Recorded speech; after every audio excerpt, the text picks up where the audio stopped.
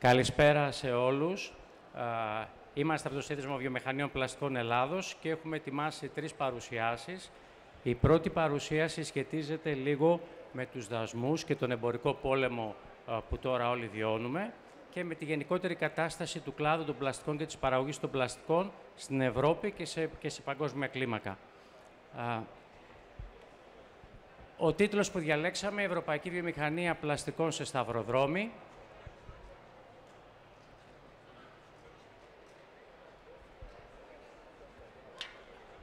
Πάμε λίγο να δούμε πώς έχουμε φτάσει στο θέμα των μεγάλων δασμών και ξεκινάμε να δούμε 2 στιγμιότυπα του 2000 και του 2024 μεταξύ του εμπορικού πολέμου μεταξύ Κίνας και Ηνωμένων Πολιτειών. Το 2000 ήταν το εμπόριο της Αμερικής στα 2 τρισεκατομμύρια, ενώ της Κίνας 474 δισεκατομμύρια, δηλαδή ήταν 4 φορές μεγαλύτερη τάξη μεγέθους. Για την Αμερική το 2000 οι εξαγωγές ήταν 782 δισεκατομμύρια και οι εισαγωγές 1218 δισεκατομμύρια, 1,23. Άρα η Αμερική ήδη από το 2000 είχε ένα εμπορικό έλλειμμα 436 δισεκατομμύρια. Το 2024 βεβαίως έχει μεγαλώσει το εμπόριο της Αμερικής και είναι στα 5,33 τρισεκατομμύρια, εκ των οποίων οι εξαγωγές είναι 2,065 τρισεκατομμύρια και οι εισαγωγές 3,267 τρισεκατομμύρια. Άρα, αν εδώ κάνετε την αφαίρεση, θα δούμε ότι έχουμε ένα εμπορικό έλλειμμα της Αμερικής 1,2 δις. Αξίζει να αναλογιστούμε ότι πολλαπλασιάστηκε το έλλειμμα 2,75 φορές μεταξύ 2000 και 2024. Στον αντίποδα βρίσκεται η Κίνα που το 2000 ξεκινάει με ένα εμπόριο συνολικά στα 474 δισεκατομμύρια, εκ των οποίων 249 είναι εξαγωγές δισεκατομμύρια και 225 δισεκατομμύρια εισαγωγές.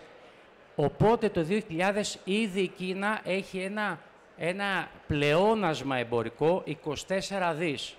Αν πάμε να δούμε τώρα το 24, έχει μεγαλώσει το εμπόριο της Κίνας πάνω από της Αμερικής και βρίσκεται στα 6,16 τρισεκατομμύρια, εκ των οποίων τα 3,57 είναι εξαγωγές και 2,58 εισαγωγές. Οπότε το εμπορικό πλεόνασμα της Κίνας έφτασε να είναι 988 δισεκατομμύρια, κοντά 1,3. Εάν το σκεφτούμε λίγο με όρους πολλαπλασιαστή, από τα 24 δισεκατομμύρια πλεόνασμα στα 988, σημαίνει ότι το εμπορικό πλεόνασμα της Κίνας αυξήθηκε 41 φορές.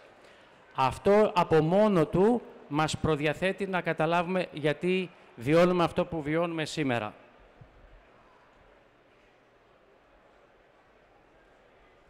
Εδώ πέρα υπάρχει ένας δείκτης, η αβεβαιότητα για την εμπορική πολιτική. Η αβεβαιότητα μετριέται με το πόσο συχνά και πόσο απότομα αλλάζουν οι εισαγωγικοί δασμοί. Σήμερα δεν ξέρουμε καν κάθε μέρα πού θα προσγειωθούν οι εισαγωγικοί δασμοί, οπότε αυτός ο δείκτης από το 0 σχεδόν έχει φτάσει στα 800. Παράλληλα, ένα άλλο στοιχείο μακροοικονομικό που θέλουμε να τονίσουμε είναι ότι το δημόσιο χρέος όλων των οικονομιών, είτε των αναπτυγμένων είτε των αναπτυσσόμενων, έχει φύγει πλέον πέρα από το 100%. Στις αναπτυγμένες χώρες είναι στο 125%, η χώρα μας βρίσκεται περίπου στο 146%, ενώ στις αναπτυσσόμενες είναι στο 75%. Οπότε υπάρχει και αυτό το ρίσκο του κρατικού χρέους και των ομολόγων. Στη συνέχεια έχουμε ένα διάγραμμα το οποίο δείχνει ότι η παραγωγικότητα των Ηνωμένων Πολιτειών είναι αρκετά πιο πάνω από τον υπόλοιπο κόσμο. Είναι κάτι το οποίο δεν πρέπει να μας παραξενεύει, διότι η παραγωγικότητα έχει να κάνει σχέση με την τεχνολογία παραγωγής, που σαφέστατα στην Αμερική είναι ακόμα υψηλότερη από όλο τον κόσμο. Παρ' όλα αυτά, εδώ θα δούμε ένα διάγραμμα το οποίο μας δείχνει ότι η Κίνα αυτή τη στιγμή δίνει σχεδόν το 1 τρίτο όλης της προστιθέμενης αξίας, της παγκόσμιας προστιθέμενης αξίας, ενώ η Ευρωπαϊκή Ένωση και η Αμερική δίνουν και οι δύο μαζί κάτι παραπάνω. Εδώ μπορεί να γεννηθεί ένα εύλογο ερώτημα, πώς γίνεται να έχει πολύ μεγαλύτερη παραγωγικότητα η Αμερική, ενώ η Κίνα έχει πολύ μεγαλύτερη προσθέμενη αξία. Η απάντηση είναι σχετικά απλή. Η Κίνα έχει ένα φόκους στη μεταποίηση και έχει και πολύ μεγαλύτερο εργατικό δυναμικό, το οποίο έχει πολύ χαμηλότερο κόστος. Αυτός είναι ο λόγος που σήμερα η Κίνα προσθέτει πολύ μεγαλύτερη αξία από τους άλλους εταίρους. Αν υπάρχει κάποια διαισθητική ερώτηση, πολύ ευχαρίστως μπορείτε να ρωτήσετε. Πάμε τώρα λίγο στον κλάδο το δικό μας των πλαστικών, όπου ξεκινάμε με την ευρωπαϊκή βιομηχανία και βλέπουμε ότι έχει αρχίσει και χάνει την παραγωγή στις πλαστικές πρώτες ύλες. Μεταξύ του 2006 και του 2023 υπάρχει μια πτώση του 12%. Από τα 62,3 εκατομμύρια το 2018 έχουμε πέσει στην Ευρώπη η παραγωγή των πλαστικών στα 54 εκατομμύρια, ενώ όπως θα δούμε και σε επόμενο διάγραμμα, από το 2022 στο 2023 μειώνεται και η παραγωγή ανακυκλωμένων πλαστικών στην Ευρώπη. Ξεκινάμε με ένα διάγραμμα σχετικό με την παγκόσμια παραγωγή των πλαστικών μεταξύ του 2018 και του 2023. Αυτό που βλέπουμε με μια πρώτη ματιά είναι ότι τα πλαστικά, όπως και διαισθητικά περιμένουμε, στην ουσία συνεχίζουν να αυξάνονται. Η συνολική παραγωγή από 371 σχεδόν εκατομμύρια τόνους έχει φτάσει στα 414 εκατομμύρια τόνους, το οποίο αντιστοιχεί σε μια αύξηση 11,6%. Επιμέρους βλέπουμε στις κολόνες, πέρα από τα πλαστικά ορυκτής προέλευσης, τα μηχανικά ανακυκλωμένα πλαστικά, τα post-consumer. Στη συνέχεια η πράσινη κολόνα είναι τα bioplastics και αυτά τα οποία βιοπροσδιοριζόμενα bioplastics. Τι σημαίνει εδώ αγγλικός όρος Key Attributed Bioplastics. Εδώ είναι όλα τα υλικά που είναι από mass balance, δηλαδή στην περίπτωση που με υφιστάμενο εξοπλισμό crackers της βιομηχανίας της συμβατικής των πλαστικών, ένα μέρος του feedstock είναι κάποια βιόμαζα, μαγειρικό λάδι, οπότε αυτή η βιόμαζα αναμειγνύεται μαζί με την ναύθα και στη συνέχεια παίρνει μονομερή και πλαστικά συμβατικά, όπως τα γνωρίζουμε, και με λογιστικό μόνο τρόπο αποδίδεις και λες 15% του feedstock ήταν από, παραδείγματος χάρη, μαγειρικό λάδι, άρα 15% του output λέω ότι είναι bioplastics attributed. Στη συνέχεια βλέπουμε τη χημική ανακύκλωση, η οποία παραμένει σε πάρα πολύ χαμηλό ποσοστό. Από το 22 στο 23 βλέπουμε μια μικρή αύξηση, ενώ εμφανίζεται μόνο την τελευταία χρονιά και μια καινούργια τεχνολογία, από τεχνολογία δέσμευσης άνθρακα, που εκεί πέρα από μεγάλες εταιρείες που παράγουν διοξείδιο του άνθρακα, παραδείγματος χάρη τσιμέντα, δεσμεύουν το διοξείδιο του άνθρακα και το μετατρέπουν στη συνέχεια μέσω μεθανόλης, το μετατρέπουν σε μονομέρη για να φτιάξουν πλαστικά. Αυτό το οποίο καταλαβαίνουμε, παρότι νιώσαμε τα τελευταία χρόνια και νιώθουμε μία απειλή για τα πλαστικά, είναι ότι τα πλαστικά έχουν μια ραγδαία αύξηση. Έχουν μια ραγδαία αύξηση από το 18 μέχρι το 23, το 11%, και μάλιστα αναμένεται να ξεπεράσουν τους 500 εκατομμύρια τόνους τα επόμενα 20 χρόνια. Οπότε το πλαστικό εν γέννη δεν κινδυνεύει, αλλά το καθένας από τους παραγωγούς πρέπει να έχει ανοιχτές κεραίες για να βλέπει πώς αλλάζει η νομοθεσία, έτσι ώστε να μπορεί να κάνει τις διορθωτικές ενέργειες. Το ξέρω ότι δεν είναι τόσο εύκολο όσο ακούγεται, σας καταλαβαίνω πάρα πολύ, αλλά αυτή είναι η αλήθεια. Στον αντίποδα όμως, παρότι η παγκόσμια παραγωγή αυξάνεται, η ευρωπαϊκή παραγωγή έχει μείωση. Και το βλέπουμε χαρακτηριστικά από το 2018 στο 2023, ότι έχει πέσει από τα συνολικά 62,3 εκατομμύρια στα 54, μια απώλεια της τάξης του 13%. Αυτό μπορούμε να δούμε ότι έχει επηρεάσει κυρίως τα πλαστικά που προέρχονται από την ορυκτή προέλευση, από τα 53 εκατομμύρια στα 42,9, μια μεγάλη μείωση, ενώ τα μηχανικώς ανακυκλωμένα έχουν μια αυξητική τάση μέχρι το 2022, όπου μετά πέφτουν κατά 600.000 τόνους. Τα bioplastics και τα bioplastics attributed materials 0,2, 0,3, 0,7, 700.000 τόνους και 800.000 τόνους. Άρα, στα bio έχουμε μια σταθερή αύξηση χρόνο με το χρόνο. Εδώ μπορούμε να δούμε λίγο ποια είναι η κατανομή της παραγωγής των συνολικών πλαστικών, των 414 εκατομμυρίων τόνων του 2023, έτσι, και βλέπουμε ότι η Ευρώπη έχει μείνει στο 12,3%, έχοντας χάσει μεγάλο ποσοστό από το 2006. Δεν θα πρέπει να μας προκαλεί εντύπωση ότι η Κίνα έχει το 33%, γιατί έχει και μια τεράστια εσωτερική αγορά, οπότε σαφέστατα παραμένει ο μεγαλύτερος παγκόσμιος παραγωγός πλαστικών. Και στη συνέχεια έχουμε τη Βόρεια Αμερική με 17,1%, την υπόλοιπη Ασία, καθώς και την Κεντρική Αμερική και την Ιαπωνία. Εδώ βλέπουμε για τα ανακυκλωμένα πλαστικά. Τα ανακυκλωμένα πλαστικά, αναλογικά με τον πληθυσμό, μπορούμε να δούμε ότι η Ευρωπαϊκή Ένωση των 27 είναι στο 20%, το οποίο αν το συγκρίνουμε, παραδείγματος χάρη, ακόμα και με την Κίνα 27, είτε με τη Βόρεια Αμερική, έχει αναλογικά καλή επίδοση. Τέλος, στα bioplastics βλέπουμε την Ευρωπαϊκή Ένωση των 27 να είναι στο 25%, ενώ η Κίνα είναι στο 34% με 3 φορές τον πληθυσμό της Ευρωπαϊκής Ένωσης. Άρα, αναλογικά, βλέπουμε ότι πιο πολύ υπάρχει τάση του bioplastics στην Ευρωπαϊκή Ένωση.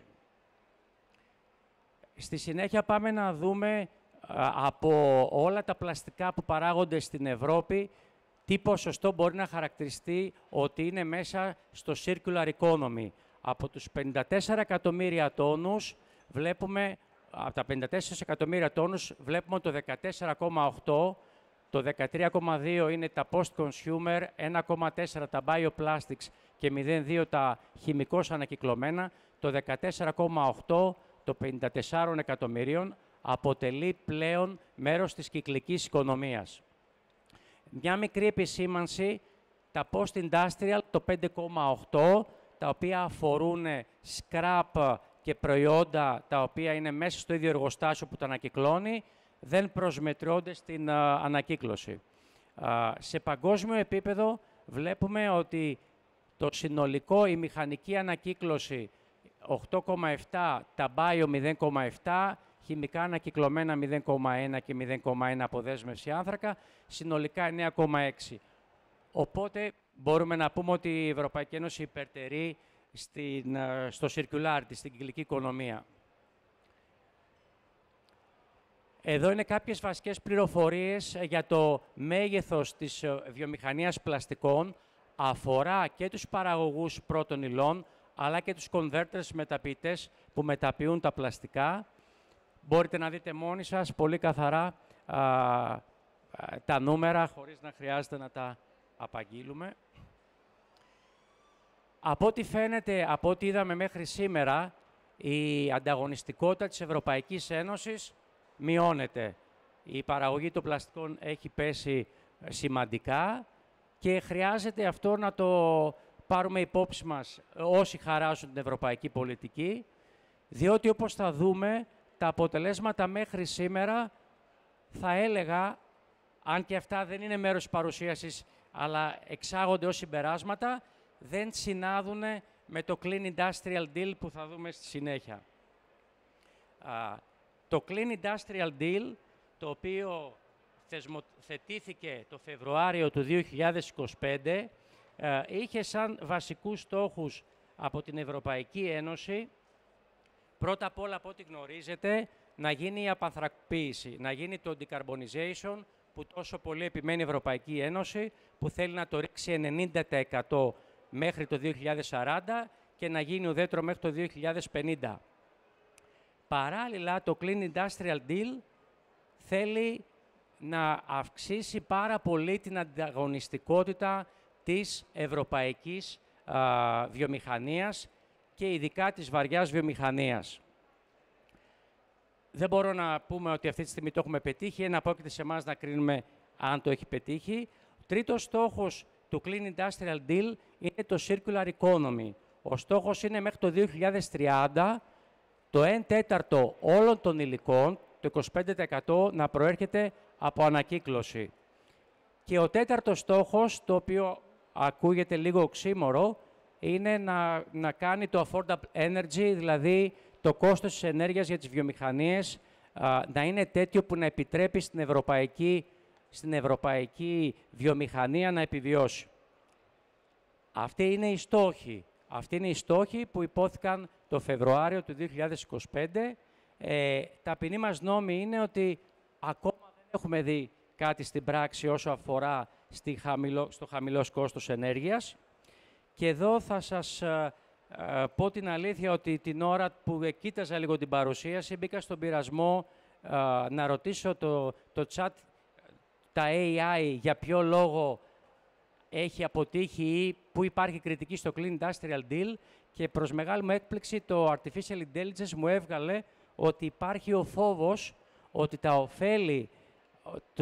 ωφέλη του Clean Industrial Deal κυρίως θα τα καρποθούν τεράστιοι ευρωπαϊκοί όμιλοι και όχι η μικρομεσαία επιχείρηση.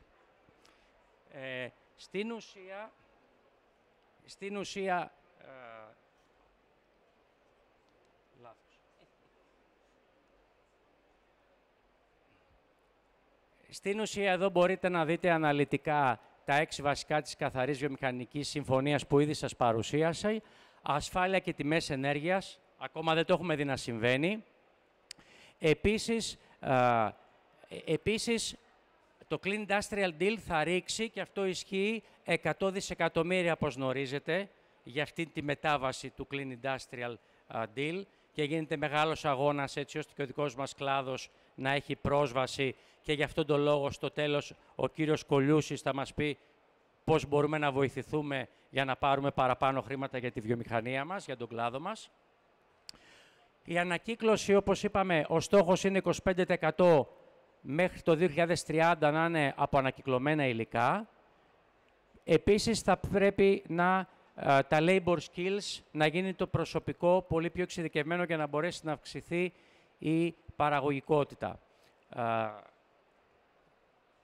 Τέλος, για να μπορέσει αυτό η Ευρωπαϊκή Ένωση να το κάνει, θα προσπαθήσει ό,τι συμφωνίες κάνει το δημόσιο να σχετίζεται με προϊόντα τα οποία προέρχονται από Clean Industrial Deal, από χαμηλές εκπομπές διοξιδίου του άνθρακα.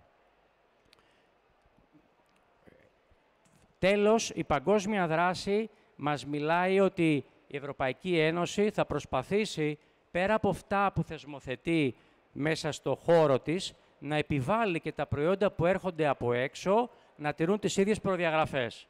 Σαφέστατα, εμείς ως κλάδος συνέχεια λέμε στους θεσμούς ότι δεν έχει επιτευχθεί ούτε ο στόχος της χαμηλότερου ενεργειακού κόστους, αλλά κυρίως ότι είμαστε απροστάτευτοι από τις εισαγωγές προϊόντων τα οποία δεν τηρούν κανέναν από τους στόχους του Clean Industrial Deal. Δεν θέλω να σας κουράσω άλλο. Είμαι στη διάθεσή σας για κάποια διευκρίνηση.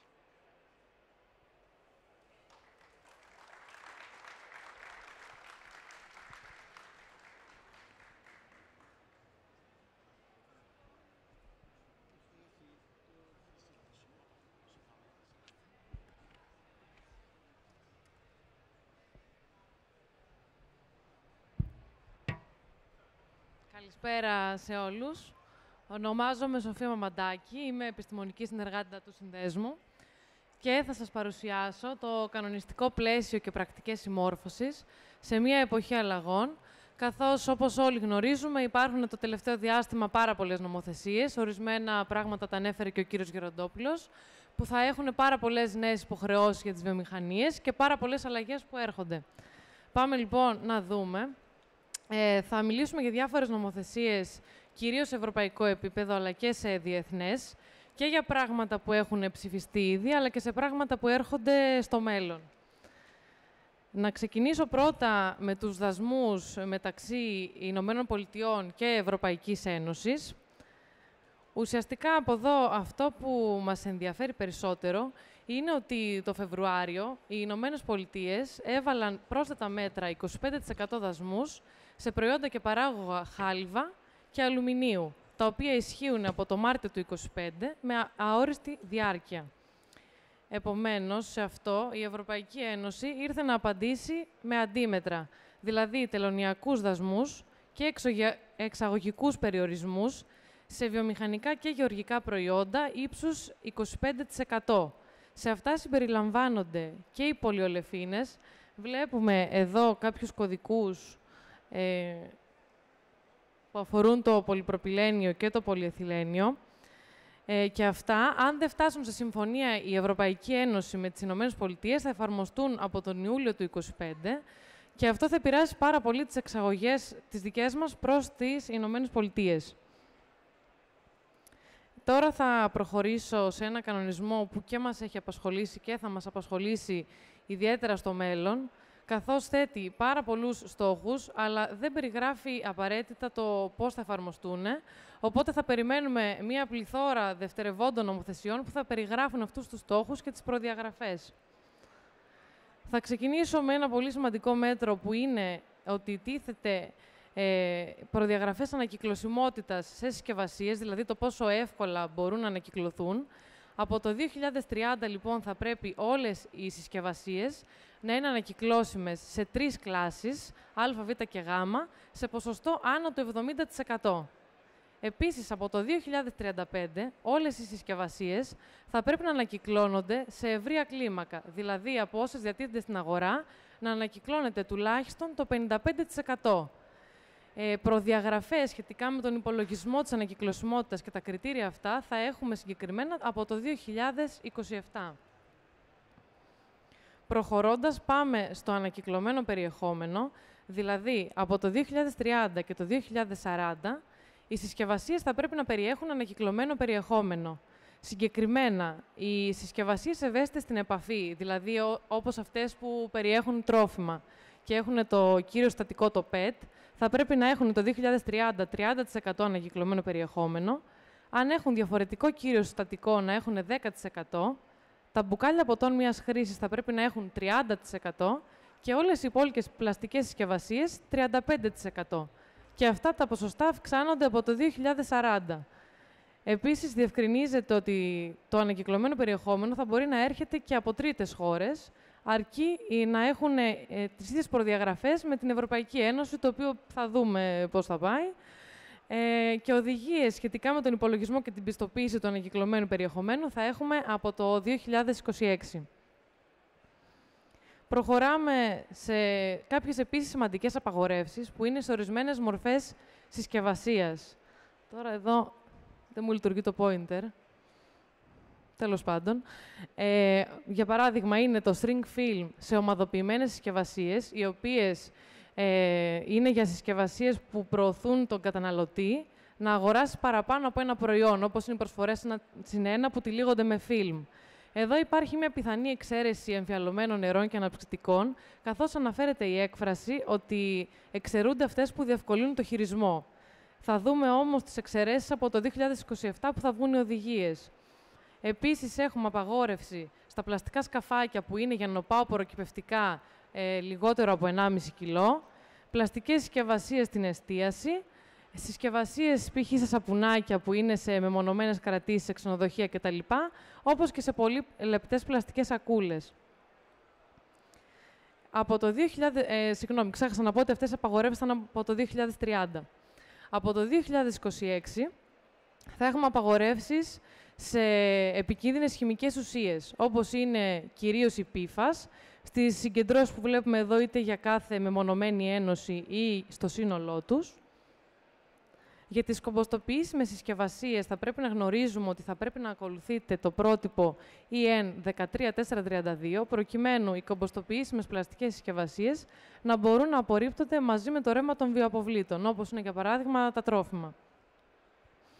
Θα υπάρξουν επίσης πολλές αλλαγές και στη σήμανση, δηλαδή στις ετικέτες. Πλέον θα εισαχθούν εικονογράμματα για την περιγραφή στο καταναλωτή της σύνθεσης του προϊόντος για διευκόλυνση της διαχείρισής τους, όπως βλέπετε και δίπλα. Επίσης, θα υπάρχει υποχρεωτική σήμανση των επαναχρησιμοποιούμενων συσκευασιών και θα υπάρχει και QR. Προαιρετικά θα υπάρχει σήμανση για το ανακυκλωμένο περιεχόμενο, ενώ θα πρέπει να αποφεύγεται το greenwashing, δηλαδή οι ψευδείς ισχυρισμοί.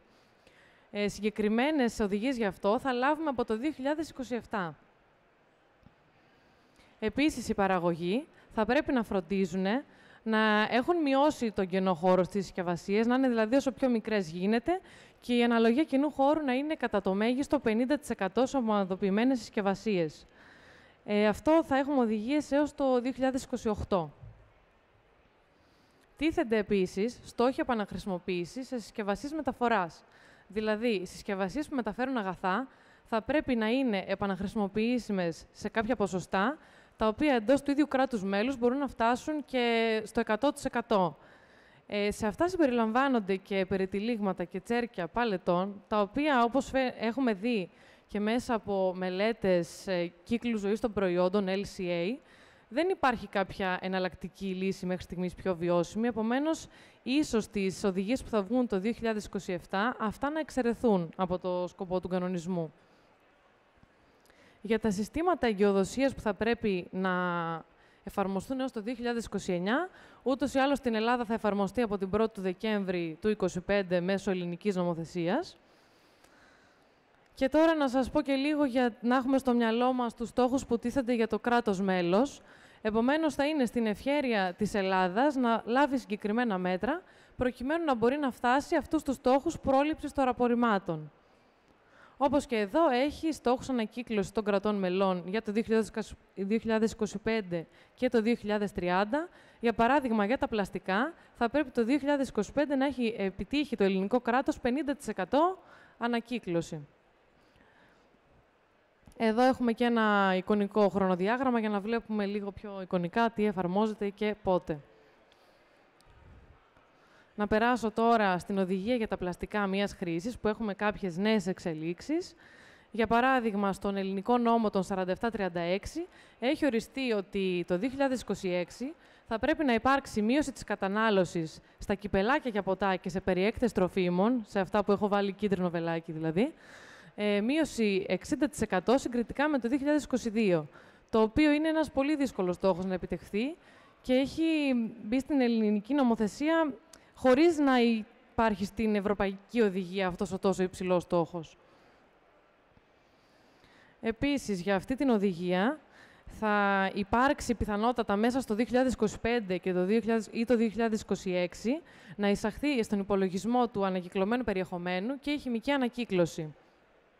Ενώ το 2027 η Ευρωπαϊκή Επιτροπή στοχεύει να επαναξιολογήσει την εφαρμογή της οδηγίας στα κράτη-μέλη και υπάρχει πιθανότητα να τροποποιηθεί αυτή η οδηγία. Τώρα να δούμε λίγο συνοπτικά το νόμο 5151 και τη διαχείριση των αποβλήτων. Βασικά μέτρα είναι για τα συλλογικά συστήματα εναλλακτικής διαχείρισης, όπου από εκεί τέθηκε και το DRS που θα εφαρμοστεί από 1η Δεκέμβρη, όπως είπαμε.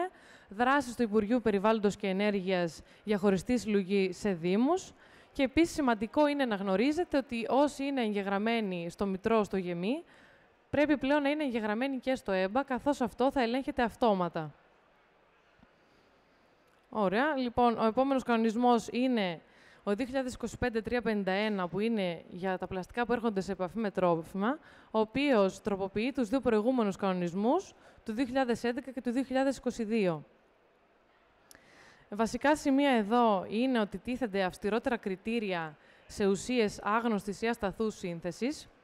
Επίσης, για τις μη σκόπιμα προστιθέμενες ουσίες θα πρέπει να γίνεται αξιολόγηση του κινδύνου της μετανάστευσης στα τρόφιμα, όπως θα υπάρχουν και ειδικά όρια μετανάστευσης για τα πλαστικά και ακόμη και για τα πολυστρωματικά, και οι κατασκευαστές θα πρέπει να παρέχουν δεδομένα μετανάστευσης σε όλα τα στάδια της παραγωγής. Τώρα, για τα ανακυκλωμένα πλαστικά θα υπάρχουν συγκεκριμένες απαιτήσεις ιχνηλασιμότητας και απολύμανσης, και οι ανακυκλωτές θα πρέπει να πληρούν συγκεκριμένα κριτήρια καθαρότητας και καλές παραγωγικές πρακτικές.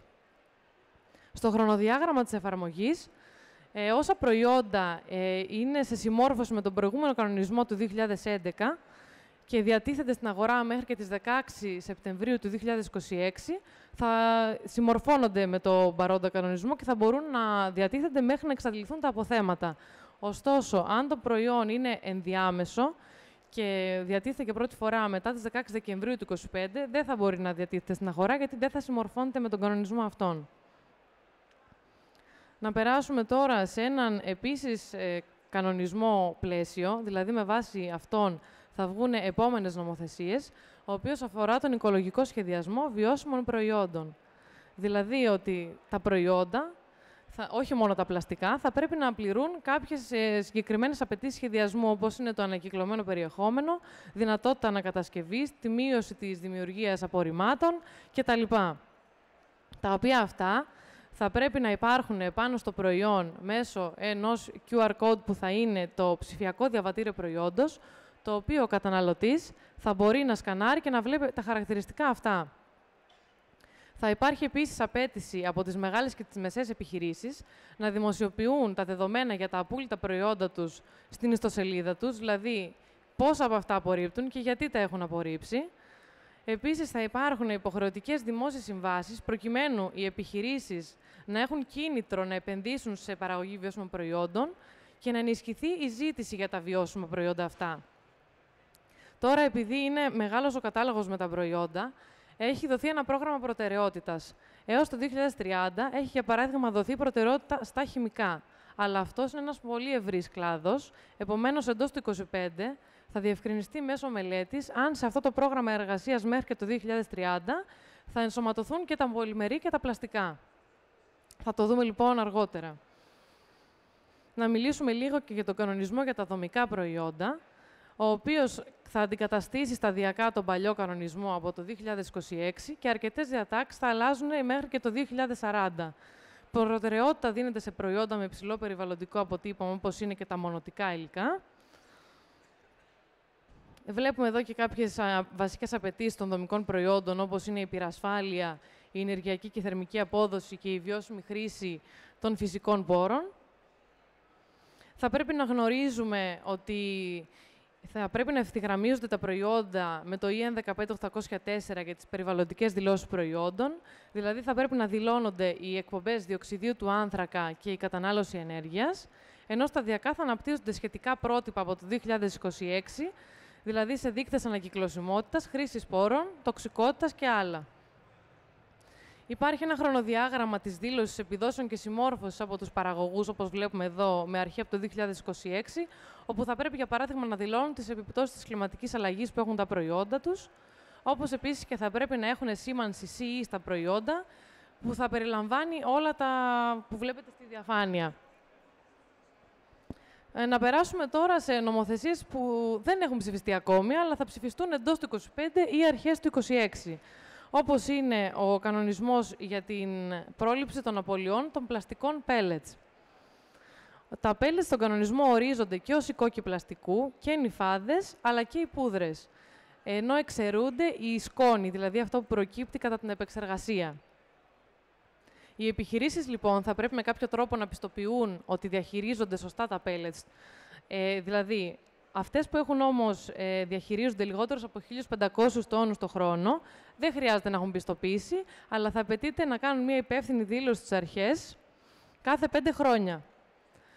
Οι μικρές, ωστόσο, που διαχειρίζονται με περισσότερους από 1.500 τόνους το χρόνο, θα πρέπει να πιστοποιηθούν μία φορά 5 χρόνια μετά που θα βγει ο κανονισμός. Δηλαδή, αν δημοσιευτεί το 2030, το 2025, θα πρέπει να κάνουν πιστοποίηση πρώτη φορά για το 2030.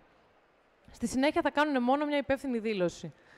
Οι μεσαίες επιχειρήσεις όμως που διαχειρίζονται παραπάνω από 1.500 τόνους το χρόνο θα πάρουν μια πρώτη πιστοποίηση μετά από 3 χρόνια και μετά από αυτό κάθε 4 χρόνια. Και οι μεγάλες την πρώτη πιστοποίηση θα πρέπει να τη λάβουν μετά από 2 χρόνια από τη δημοσίευση του κανονισμού και στη συνέχεια ανά 3 χρόνια.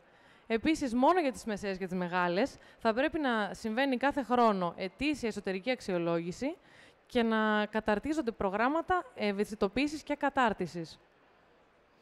Θα πρέπει λοιπόν όλες οι επιχειρήσεις να κάνουν σχέδιο διαχείρισης κινδύνων που θα περιλαμβάνει τόσο την αξιολόγηση, δηλαδή πόσες ποσότητες πέλετς διακινούνται και τόποι που ενδέχεται να γίνουν διαρροές, όπως και για τη διαχείριση των κινδύνων, δηλαδή τι μέτρα θα λάβει κάθε επιχείρηση, όπως είναι το να αποκτήσει συσκευές συλλογής, καλύματα αποχέτευσης και βιομηχανικές ηλεκτρικές κούπες.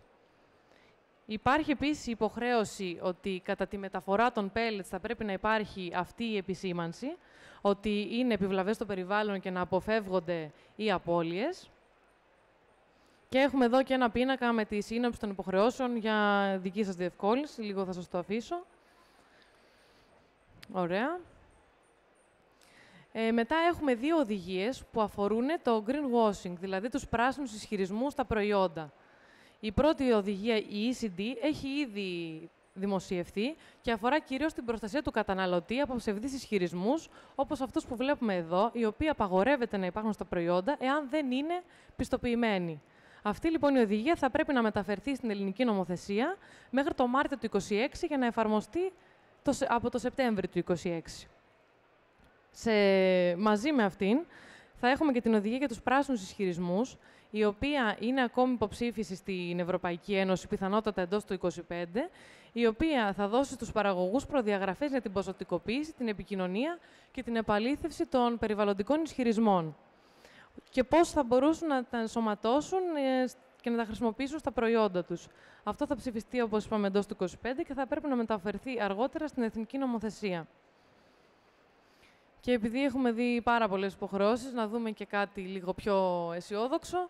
Η Ευρωπαϊκή Επιτροπή έχει δημοσιεύσει νέα στρατηγική από το 2025, η οποία στοχεύει στην απλοποίηση κάποιων διαδικασιών. Δηλαδή, βλέποντας ότι, όπως πριν, ότι η ανταγωνιστικότητα στην Ευρωπαϊκή Ένωση έχει πέσει, υπάρχει η πηξίδα ανταγωνιστικότητας προκειμένου να απλοποιήσει κάποιες διαδικασίες και να απλουστεύσει τις απαιτήσεις που έχουν οι επιχειρήσεις. Σημαντικός πυλώνας σε αυτό θα είναι η Καθαρή Βιομηχανική Συμφωνία που αναφέρθηκε και νωρίτερα, η οποία θα περιλαμβάνει δράσεις που θα γίνουν από το 2025 και το 2026. Αυτές λοιπόν θα περιλαμβάνουν κρατικές ενισχύσεις για την επιτάχυνση της υιοθέτησης ανανεώσιμων πηγών ενέργειας, δέσμη μέτρων για τη βιομηχανία χημικών προϊόντων για ενίσχυση της ανταγωνιστικότητας, εισαγωγή μέτρων για την προσιτή τιμή και ασφάλεια της ενέργειας, καθώς και στηρίξεις σε ενεργοβόρες βιομηχανίες. Επίσης, να μιλήσουμε και για 2 δέσμες μέτρων, που είναι το Omnibus 1 και 2, που έχουν σκοπό να απλοποιήσουν κάποιες οδηγίες και κανονισμούς που είχαν βγει στο παρελθόν. Για παράδειγμα, όσον αφορά την οδηγία για την εταιρική βιωσιμότητα, η οποία είχε δημοσιευτεί και είχε βγει και σε ελληνικό νόμο, το 5164, τώρα θα τροποποιηθεί. Επομένως, από εκεί που είχε πεδίο εφαρμογής και σε μεσαίες επιχειρήσεις, τώρα θα είναι μόνο σε επιχειρήσεις με 1.000 εργαζόμενους και άνω, για να κάνουν τις εκθέσεις βιωσιμότητας. Το reporting, λοιπόν, θα καθυστερήσει και άλλα 2 χρόνια, από το 2027 στο 2029. Μειώνονται, επομένως, οι υποχρεώσεις για τις μικρές επιχειρήσεις. Όπως επίσης θα γίνει και τροποποίηση στον κανονισμό για την ταξινόμηση των βιώσιμων δραστηριοτήτων. Δηλαδή, και εδώ θα αφορά μόνο τις πολύ μεγάλες επιχειρήσεις, ενώ επίσης θα επανεξεταστούν τα κριτήρια της αρχής μη πρόκλησης σημαντικής βλάβης, για τις επικίνδυνες χημικές ουσίες όσον αφορά την αποφυγή της ρύπανσης. Δηλαδή, και εδώ έχουμε απλοποίηση των μέτρων. Αυτά από μένα. Ευχαριστώ πολύ για την προσοχή σας. Αν έχετε κάποια ερώτηση.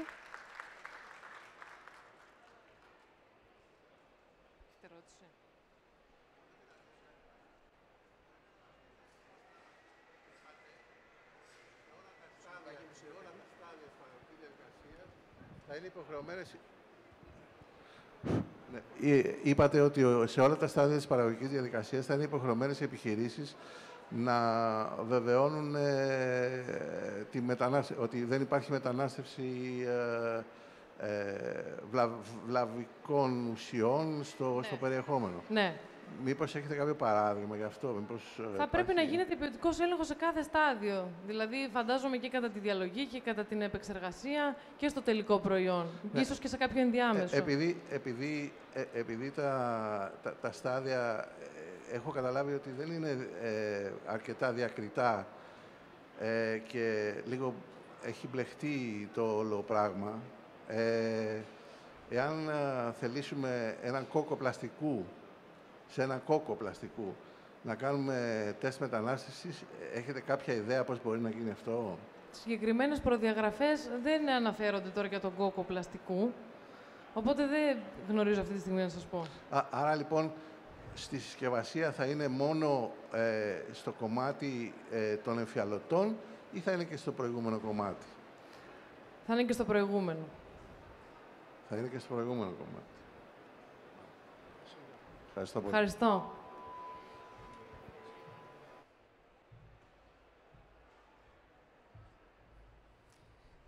Καλησπέρα, κυρίες και κύριοι. Είμαι ο Δημήτρης Σοκολιούς από την DNG Συμβουλευτική. Ευχαριστώ το Σύνδεσμο για την πρόσκληση προκειμένου να σας ενημερώσω αυτή τη στιγμή για τα προγράμματα τα οποία τρέχουν τόσο από πλευράς επιδοτήσεων όσο και από πλευράς χρηματοδοτήσεων. Πραγματικά έχουμε ένα τσουνάμι επενδύσεων αυτή τη στιγμή, προγραμμάτων τα οποία τρέχουν. Αυτή τη στιγμή θα σας πω ότι τρέχουν γύρω στα 10 διαφορετικά προγράμματα και στα 30 χρόνια εμπειρίας μου σε αυτό το χώρο πρώτη φορά τρέχουν τόσα πολλά προγράμματα ταυτόχρονα. Δύο πράγματα λίγο για μας. Είμαστε μια εταιρεία που είμαστε 30 χρόνια στο χώρο και ασχολούμαστε με τα επιδόματα προγράμματα.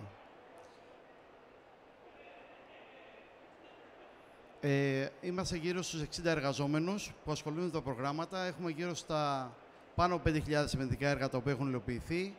Αυτή τη στιγμή τρέχουν 700 έργα ενεργά και υπάρχει παρουσία στη Θεσσαλονίκη και στη Λίμνο. Είμαστε συνεργάτες στα πλαίσια των χρηματοδοτήσεων με την Alpha-Bank, την Eurobank και την Πειραιώς και προσπαθούμε να βρίσκουμε την καλύτερη δυνατή λύση στους πελάτες μας προκειμένου μέσα από αυτά τα προγράμματα τα οποία υπάρχουν να μπορέσουμε να δούμε ότι καλύτερο υπάρχει. Όπως γνωρίζετε, στις επιχειρήσεις υπάρχουν, όσο γνωρίζετε την Ευρωπαϊκή Ένωση, λοιπόν, 3 διαφορετικές κατηγορίες επιχειρήσεων. Υπάρχουν οι μεγάλες επιχειρήσεις, οι οποίες απασχολούν πάνω από 250 άτομα και έχουν πάνω από 50 εκατομμύρια τζίρο. Υπάρχουν οι μεσαίες επιχειρήσεις, που είναι από 50 μέχρι 250 άτομα και από 10 μέχρι 50 εκατομμύρια τζίρο, και οι μικρές, που είναι μέχρι 50 άτομα και μέχρι 10 εκατομμύρια τζίρο. Εδώ θα δείτε λοιπόν τον αναπτυξιακό νόμο, που είναι ένας νόμος που είναι από κρατικά κονδύλια και είναι για όλες τις επιχειρήσεις, όλα τα τέτοια των επιχειρήσεων. Θα δούμε λοιπόν ότι ο αναπτυξιακός νόμος ψηφίστηκε 28 τροποποιημένος, 28 Μαΐου. Περιμένουμε μέσα στον Ιούνιο να βγουν 3 νέα καθεστώτα. Αυτή τη στιγμή θα βγει η μεταποίηση και τα logistics, θα βγουν οι μεγάλες επενδύσεις πάνω από 15 εκατομμύρια και θα βγουν και οι παραμεθόριες περιοχές. Τα προγράμματα, θα σας πω, θα αφορούν μόνο εταιρείες που αφορούν τα πλαστικά, καθώς υπάρχουν και άλλα που είναι και άλλες κατηγορίες. Άρα, ό,τι προγράμματα θα πούμε αυτή τη στιγμή και ξεκινώντας από τον αναπτυξιακό νόμο, ουσιαστικά περιλαμβάνει όλες τις επιχειρήσεις. Θα δούμε λοιπόν εδώ πέρα ότι, όπως είπαμε, το κάτω όριο είναι 100.000 ευρώ για μια πολύ μικρή επιχείρηση και το πάνω όριο ουσιαστικά είναι τα 50 εκατομμύρια ευρώ, που είναι μια μεγαλύτερη επένδυση, αρκετά μεγάλη. Τα ποσοστά, όπως βλέπετε εδώ, πηγαίνουν ανά περιοχή. Υπάρχουν περιοχές που η επιδότηση μπορεί να φτάσει μέχρι και 70% μέσα σε βιομηχανικές περιοχές και ξεκινάνε από μικρά ποσοστά από την Αττική, που βέβαια εδώ υπάρχει ένα κομμάτι το οποίο οι επιχειρήσεις που δραστηριοποιούνται στο βόρειο, κεντρικό και νότιο τομέα της Αθήνας δεν δικαιούνται επιδότηση. Δικαιούνται μόνο τις περιφερειακές ενισχύσεις. Εδώ λοιπόν αυτό είναι το μόνο πρόγραμμα που αφορά κρατικά κονδύλια. Δηλαδή είναι από το πρόγραμμα δημοσίων επενδύσεων και είναι το μόνο πρόγραμμα το οποίο είναι από κρατικά κονδύλια. Συνήθως μιλάμε εδώ για μεγαλύτερα προγράμματα, τα οποία ξεπερνάνε συνήθως 500.000 στο 1 εκατομμύριο και έχει νόημα όταν μια επιχείρηση δεν έχει πρόσβαση σε κάποια ΕΣΠΑ που είναι πιο εύκολα και πιο γρήγορα προγράμματα. Γιατί υπάρχουν πάρα πολλά κονδύλια πέρα από τα κρατικά, τα οποία είναι τα προγράμματα του ΕΣΠΑ. Μιλάμε για 26 δις αυτή τη στιγμή, τα οποία έχουμε την προγραμματική περίοδο 21-27. Μιλάμε για τα προγράμματα του Ταμείου Ανάκαμψης, το οποίο αφορά τόσο σε επιδοτήσεις όσο και χαμηλότερα δάνεια.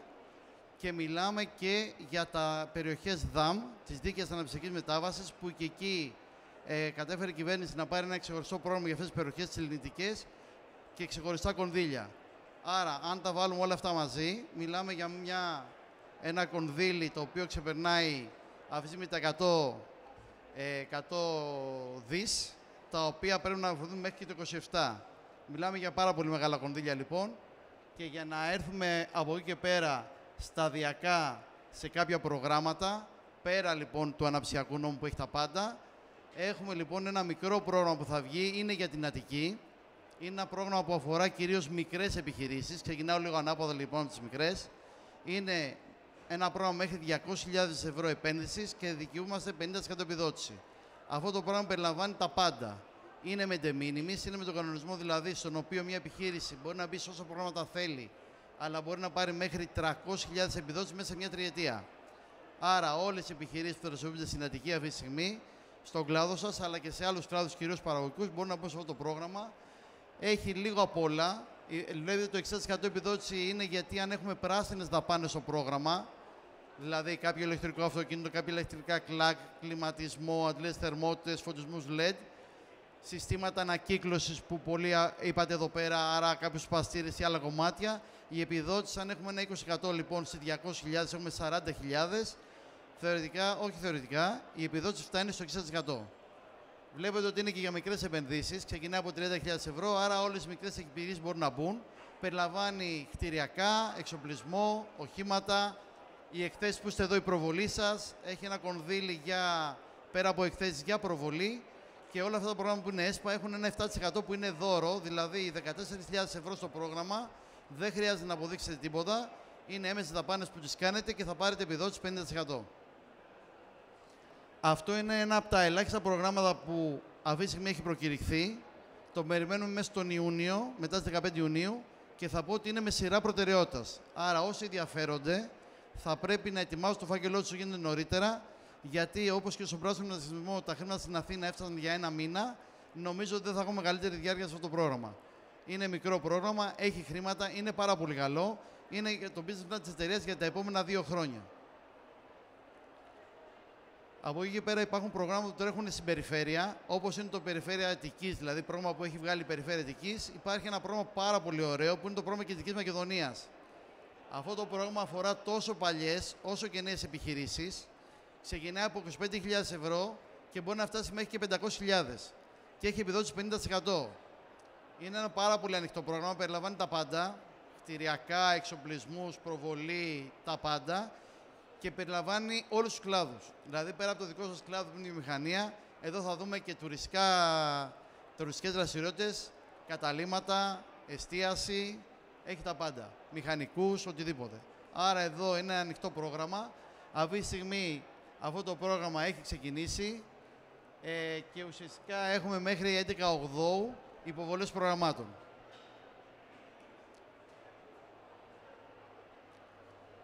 Ένα αντίστοιχο πρόγραμμα είναι από την Περιφέρεια Πελοποννήσου. Εδώ ο κύριος φτωχός από την Περιφέρεια θέλησε να σχεδιάσει... να πω λίγο για το προηγούμενο πρόγραμμα, ότι έχει πάρα πολλά χρήματα. Δηλαδή έχει 140 εκατομμύρια δημόσια δαπάνη για παλιές επιχειρήσεις και άλλα 60 εκατομμύρια για νέες. Άρα είναι και μια μεγάλη περιφέρεια και άρα σχεδόν θεωρώ ότι όσοι υποβάλλουν φάκελο εδώ ένα πλήρη φάκελο, θα έχουν τύχει να εγκριθούν.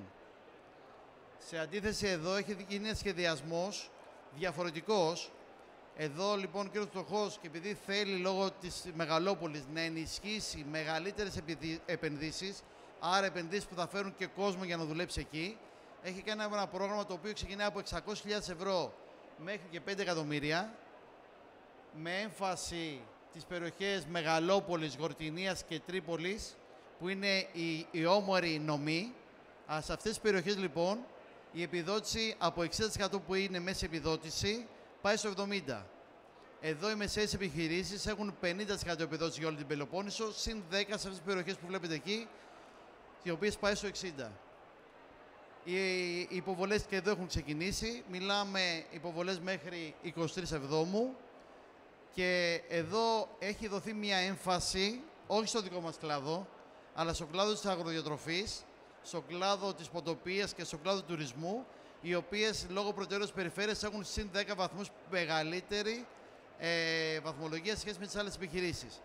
Εδώ το αντάζ μια δική μας επιχείρηση θα ήταν ίσως το κομμάτι της πατέντας, αν υπάρχει κάποια πατέντα η οποία θα μας δώσει κάποιους έξτρα βαθμούς για να ανταπεξέλθουμε στη διαφορά βαθμολογίας.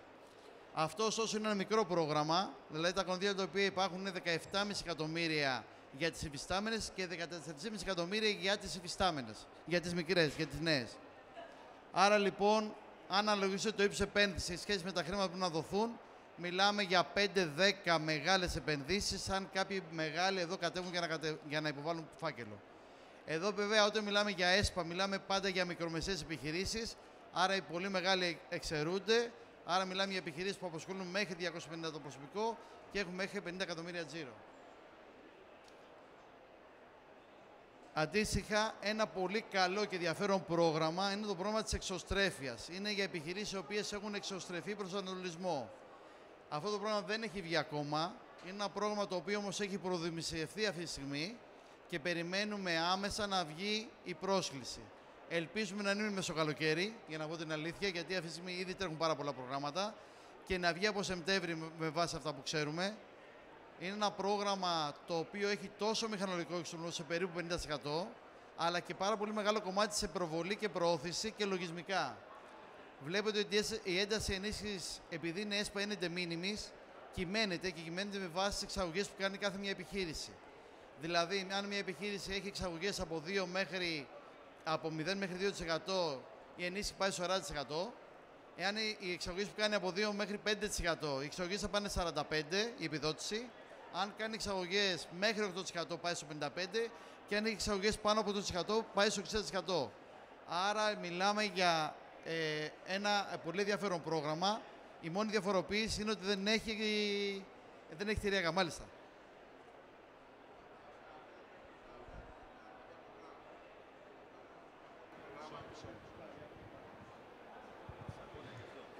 Ναι, ευχαριστώ.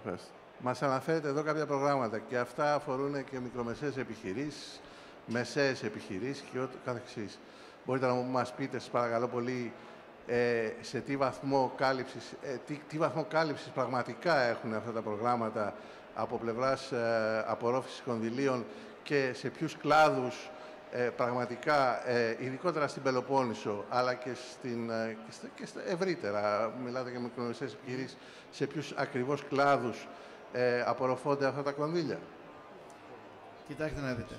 Αν δεν υπάρχει κάποια συγκεκριμένη στόχευση σε επίπεδο προγραμματισμού του έργου, δηλαδή όπως η Πελοπόννησο είπε, δίνω προτεραιότητα σε αυτούς, δεν υπάρχει κάποιος διαχωρισμός ουσιαστικά. Πλην του αναψιακού νόμου που βγάζει καθεστώτα και είναι αναδραστηριότητα, που είναι από το 48-87, δηλαδή το νόμο του 22, όλα τα υπόλοιπα δεν έχουν κάποιο άλλο διαχωρισμό. Δηλαδή, μια επιχείρηση μπορεί να είναι τουριστική στη Μακεδονία, έχει την ίδια τύχη και τα ίδια κριτήρια με μια βιομηχανία τροφίμων, με μια βιομηχανία πλαστικών, με ένα τουριστικό λεωφορείο, με ένα εστιατόριο. Είναι ενιαία βαθμολογία, άρα δεν υπάρχει διαχωρισμός. Μόνο στα κλαδικά προγράμματα, όπως ο αναψιακός, που πλέον πηγαίνουν ανακλάδο. Αν αναφέρει στο κομμάτι της απορρόφησης, δυστυχώς, καλώς ή κακώς, δεν υπάρχουν προγράμματα που να μην εξαντλούνται τα χρήματα.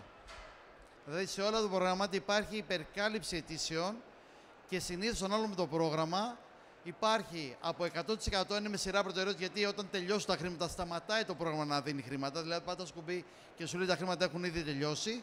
Και υπάρχουν προγράμματα όπως είναι η ίδρυση τουριστικών καταλεμμάτων ή η ίδρυση νέων επιχειρήσεων μεταποιητικών, στο οποίο θα σας πω ότι υπήρχε ένα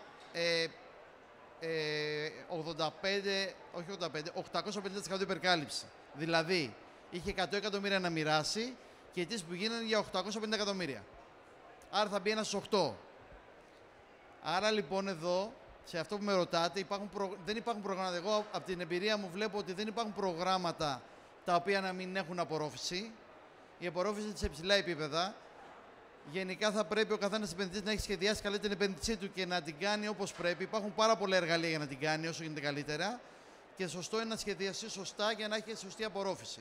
Οι μόνες περιπτώσεις αυτό που λέτε είναι επιχειρήσεις οι οποίες βάζουν ένα πρόγραμμα απλά για να το βάλουν και δεν το υλοποιούν. Συνήθως λοιπόν σε όλα αυτά τα προγράμματα, επειδή κάνουν μια υπερκάλυψη των κονδυλίων, δηλαδή αν έχουμε μιλήσει 100 εκατομμύρια, βάζω 120 προτάσεις ή βάζω τώρα 150. Οι ιδρύσεις τουριστικών θα κάνουν 150% υπερκάλυψη. Για ποιο λόγο? Εάν κάποιοι δεν απορροφήσουν τα κονδύλια ή δεν θέλουν να υλοποιήσουν ή κάνουν μικρότερο έργο, να υπάρχει κάποιος άλλος να πάρει τα κονδύλια. Γιατί μετά το 27 αυτά τα κονδύλια θα χαθούν. Κύριε Κολιούση, μπορώ να κάνω μια παρέμβαση? Βεβαίως. Διότι την ερώτηση που έκανε ο κύριος Παντελόπουλος, ίσως να ήθελε να δει αν υπάρχει απορροφητικότητα από εργοστάσια πλαστικών πολυμερών. Δεν ξέρω αν ήταν αυτός ο σκοπός. Απλά θα ήθελα να πω, προς χάρη της μεγαλύτερης εικόνας, έτυχε να δούμε τον κύριο Κολιούση με τον κύριο Λυσέο την Τρίτη που μας πέρασε, αν δεν κάνω λάθος.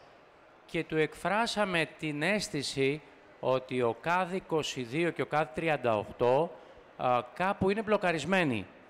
Ο κύριος Κολιούσης εξεπλάγην και μας είπε ότι αυτό δεν ισχύει. Ακόμα και επειδή είχαμε μια συζήτηση για την μη πρόκληση σημαντικής βλάβης, μας εξήγησε, αν κατάλαβα σωστά, ότι οποιοδήποτε κατεβαίνει με ένα πρόγραμμα, αν είναι πάνω από 10 εκατομμύρια, χρειάζεται μια τεχνική έκθεση που να πιστοποιεί ότι δεν προκαλεί σημαντική βλάβη. Άρα, για όσους παρευρίσκονται εδώ, είναι καλό να ακούτε την άποψη του κ. Κολιούση ότι δεν έχει αντιληφθεί τόσα χρόνια ότι οι ΚΑΔ δικοί μας έχουν κάποιο εμπόδιο. Όχι, δεν θέλω να κάνω αντίλογο, απλά με αφορμή την ερώτησή σας μου ήρθε η ευκαιρία να κάνω μια δήλωση για τους υπόλοιπους ακόμη και οι εταιρείες πλαστικών, στο κομμάτι του Ταμείου Ανάκαμψης, που μιλάμε για το Ταμείο Ανθεκτικότητας, έχουν πρόσβαση τόσο σε επιδοτήσεις, ενδεχόμενα, όπως ήταν η έξυπνη μεταποίηση, που είναι ένα πρόγραμμα της Γενικής Γραμματείας Βιομηχανίας, όσο και χαμηλότερα δάνεια, που θα σας πω σε λίγο.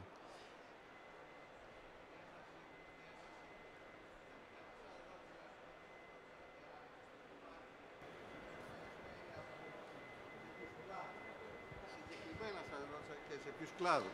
Γιατί και μου είπατε και συγκεκριμένα ρώτησα και σε ποιους κλάδους. Όταν λοιπόν ο κ. Γεροντόπουλος σωστά παρενέβη, νομίζω, για τον κλάδο πλαστικών, από την άλλη πλευρά, όταν λέτε ότι υπάρχει απορροφητικότητα, θέλω να ξέρω σε ποιους κλάδους. Γιατί αν πραγματικά υπάρχει κεντρική και στρατηγικό σχεδιασμός από την κεντρική κυβέρνηση, από την εκτελεστική δηλαδή εξουσία, θα πρέπει να μπορεί να μας πει σε ποιους πραγματικά κλάδους και όχι ότι αυτά τα ποσά έχουν δοθεί με υπερτιμολογήσεις για μηχανήματα ή για κατασκευαστικά έργα. Δεν ισχύει αυτό. Βεβαίως και ισχύει. Το ξέρετε πολύ καλά ότι πάρα πολλά χρόνια ισχύουν αυτά. Ίσως στο παρελθόν. Γενικά, πάντως, αυτό που λέτε, δεν υπάρχει διαχωρισμός αυτή τη στιγμή των επιχειρήσεων. Μια επιχείρηση, ας πούμε, στο αναψιακό νόμο που είναι μεταποιητική, είτε είναι βιομηχανία τροφίμων, είτε είναι βιομηχανία χημικών, είτε βιομηχανία πλαστικών, είτε ξυλουργικός ή μεταλλικές κατασκευές, έχουν ακριβώς τα ίδια κριτήρια. Έχουν να ανέχεις ετοιμότητα του χώρου, άρα είσαι έτοιμος οικοδομικές άδειες και άδειες λειτουργίας για να μπεις. Έχουν να κάνουν να ανέχεις τα χρήματα, που είναι βασικό κομμάτι. Έχει να κάνει τα οικονομικά στοιχεία. Υπάρχουν 5 οικονομικοί δείκτες από τα οποία βγαίνει η βαθμολογία η συγκεκριμένη. Και στο προηγούμενο αναψιακό υπήρχε το κομμάτι του business plan, άρα πόσο καλό είναι το business plan το οποίο θέλουν να κάνουν και αν έχει σημαντική απόδοση. Και αν ξέρετε πολύ καλά, είχε και 30 βαθμούς για το νέο προσωπικό που θέλει να πάρει. Που είναι μια διάταξη που θεωρούμε στο καινούριο αναψιακό, το περνούμε τις επόμενες μέρες. Θα μπορώ να σας ενημερώσω, αν θέλετε, για το κομμάτι του προσωπικού, γιατί μάλλον θα αφαιρεθεί. Γιατί όπως πηγαίνει η κατάσταση με τους καινούριους αυτοματισμούς, δεν μπορείς μια επιχείρηση να την προσπαθείς να την κάνεις ανταγωνιστική και την αυτοματοποιήσεις και την άλλη ζητάς να πάρει 30 και 40 εργαζόμενους. Έτσι, αυτό το αντιλήφθηκε το Υπουργείο και θεωρώ εγώ και με δικές μου παρενέσεις είναι ένα κομμάτι το οποίο θα αλλάξει, γελάει ο κύριος. Ναι, πραγματικά. Άρα, εδώ μιλάμε για ένα μικρό πρόγραμμα. Δυστυχώς, οι κλάδοι δεν διαφοροποιούνται στο Υπουργείο. Άρα, όλοι οι κλάδοι, αν είναι μεταποίηση, από το 10 μέχρι το 33, είναι μεταποίηση, είναι παραγωγή και μπαίνουν σε ένα ενιαίο πρόγραμμα. Σε άλλα προγράμματα, όπως το ΠΕΠ και Δυτικής Μακεδονίας, όλες οι δραστηριότητες είναι ανοιχτές και έχουν ενιαία βαθμολογία. Η βαθμολογία, λοιπόν, αν εξαιρέσουμε αυτούς που είναι με σειρά προτεραιότητες, οι υπόλοιπες είναι συγκριτικές. Δηλαδή, κάθε επιχείρηση και κάθε περιοχή και κάθε πρόγραμμα έχει ξεχωριστή βαθμολογία και λειτουργεί βαθμοθερικά. Η βαθμολογία πάντα, να ξέρετε, λειτουργεί σαν πυραμίδα. Δηλαδή, πάρα πολύ ψηλά είναι πολύ λίγοι και όσο ανοίγει, αυτό μεγαλώνει. Θα σας πω το εξής και είναι σημαντικό τώρα, γιατί περιμένουμε τα προγράμματα που βγήκαν τώρα, ας πούμε, για την ιδρύση τουριστικών επιχειρήσεων στην Αθήνα. Η βάση διαμορφώθηκε στο 95-45 στην αρχή με τα λεφτά που είχαν να δώσουν, δίνοντας ουσιαστικά ένα ποσό αρκετά μεγάλο. Αυξάνοντας κατά 50% του προϋπολογισμού, 50% δηλαδή όσον άλλα τόσα χρήματα, η βάση έπεσε στο 91,15. Σκεφτείτε πόσο μικρή, ενώ δώσαν 50% του προϋπολογισμού, πόσοι λίγα πήγαν.